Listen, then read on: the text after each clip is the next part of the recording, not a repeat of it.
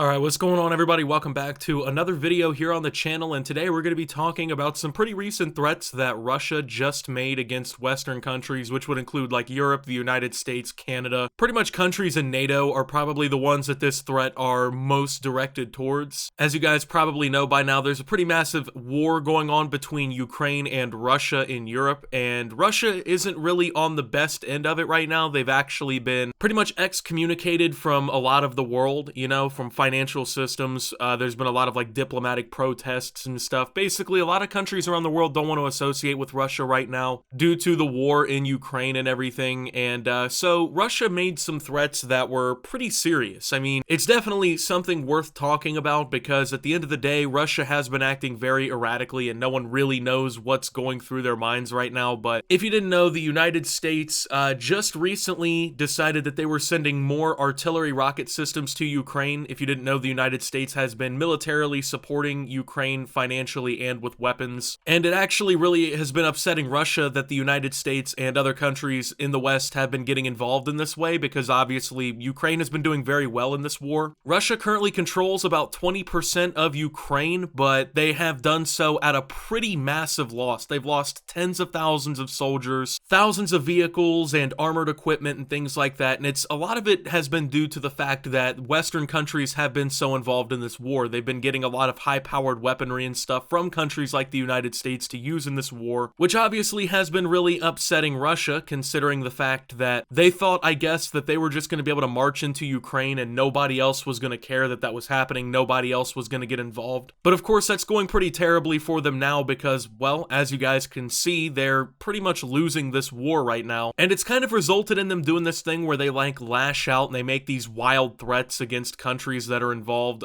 basically helping Ukraine. They've made all kinds of threats. It's even gotten to the point where they've insinuated that like a nuclear tsunami would wipe the United Kingdom out if they chose to. But they actually just threatened to target Western cities if Ukraine were to use rocket systems that were supplied by the United States to basically carry out attacks on the Russians in their own territory. So if you didn't know, up until this point, there have been a few attacks by the Ukrainians that have actually gone into Russian territory. I don't think it's been anything too significant like targeting cities or anything like that, but from what I can recall, there's been like some weapons depots or some oil depots that they targeted inside of Russian territory, very close to the border. It wasn't like they were like shooting into the center of Russia or anything, but Ukraine has carried out a few offensive operations like that, so Russia has been very worried that US supplied weapons could be used to target Russia, and they've even gone as far as to threaten the West. One of President Putin's closest allies has warned that Moscow could target Western cities if Ukraine uses rocket systems supplied by the United States to carry out strikes on Russian territory. Washington said this week that it was sending M142 high-mobility artillery rocket systems to Ukraine, which will more than double its army's artillery range. Sorry, I don't know what happened there. My voice started giving out on me, but and allow it to strike targets 50 miles away. Quote, if God forbid these weapons are used against Russian territory, then our armed forces will have no other choice but to strike decision-making centers, said Dmitry Medvedev, a former prime minister under Putin who is deputy chairman of Russia's National Security Council. So it's not like these threats are coming from nowhere. It's not like, just some random person in Russia or something is making these threats. This is coming from the deputy chairman of Russia's National Security Council. This is a pretty serious position, right? Somebody with some political clout in the Russian government basically making these threats. Now, they didn't specifically name cities that could be targeted, but considering decision-making centers, that could include places such as the United Kingdom's London, or even something like Washington, D.C. here in the United States, where, a lot of our government operates and has been assisting the Ukrainians. Now, let's go ahead and get one thing clear before we even really talk about this anymore. Do I really think that as an American here, Russia's gonna launch missiles against the United States, or realistically any of our allies or any of these countries that they're threatening? Pretty much no. I feel like this is a very empty threat that's being made more or less to try and scare Western countries into compliance. That's kind of what Russia's MO's been over the last few months, right? Like they've been making these crazy threats, they've been saying all kinds of crazy things in an effort to basically get these Western countries to stop supplying Ukraine with weapons and finances and everything that they need to win this war. But at the end of the day, I don't think that Russia's really in a position not only to carry out these attacks against the West, but even really to be making threats like this. I mean, they're losing a war currently to a undersupplied, underfunded, much smaller Ukrainian military, which, not to disrespect the Ukrainians, it's definitely a legitimate legitimate fighting force, but Russia had one of the biggest militaries on the planet, one of the most well-equipped militaries on the planet before this war, and now they're just losing this conflict in a pretty unsurprising fashion to people who, I guess, kind of saw this coming, which, to be honest, I don't think a lot of us did, right? I feel like most of us kind of expected Russia to win this one because of the numbers that they had, because of the technology that they had,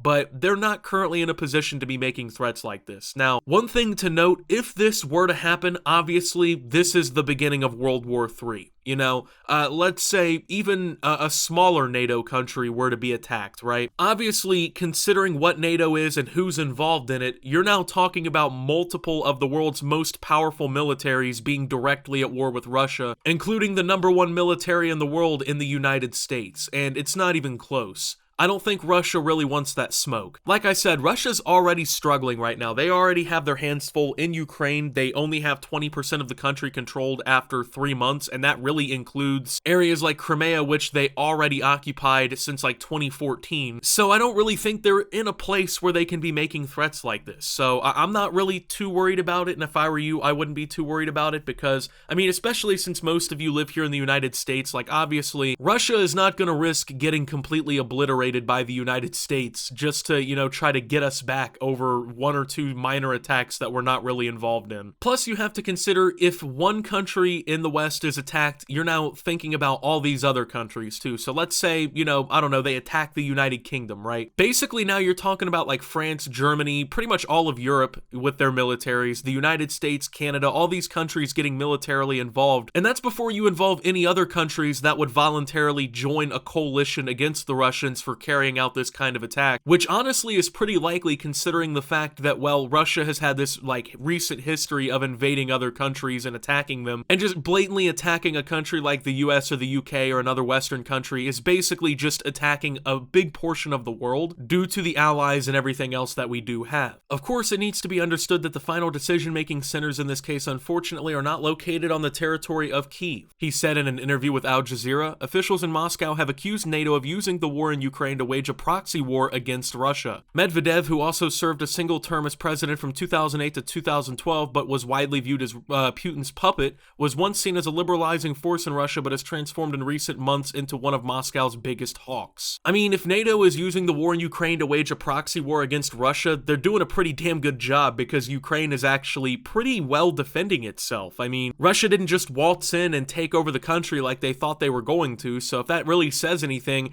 I think that really proves once again that Russia's not going to want to do something like this and attack any NATO country, because if NATO is dominating you in a proxy war, imagine what they would do in direct confrontation, right? It's not a smart idea. At the end of the day, Russia can talk all they want, but you can see what their military output really equates to in Ukraine. This is not a conventional force that could win a war against NATO. And it's also not a conventional force that allies like China want to risk themselves getting into a war over either. Really, I kind of just find these to be empty threats that are more or less meant to scare people. I don't really see this becoming anything much larger than this. I think that they need to just worry about handling Ukraine now because, well, they got themselves into this mess. You better deal with it, right? So anyway, with that being said, thank you guys for watching. If you did enjoy, make sure to leave a like, subscribe if you're brand new around here on the channel, follow me over on Twitter and Facebook at @SubToOptimus. Make sure to check out Shoptimus down below. And until my next video, guys, this is Optimus, while talking about the newest Russian threats to the West, and signing out.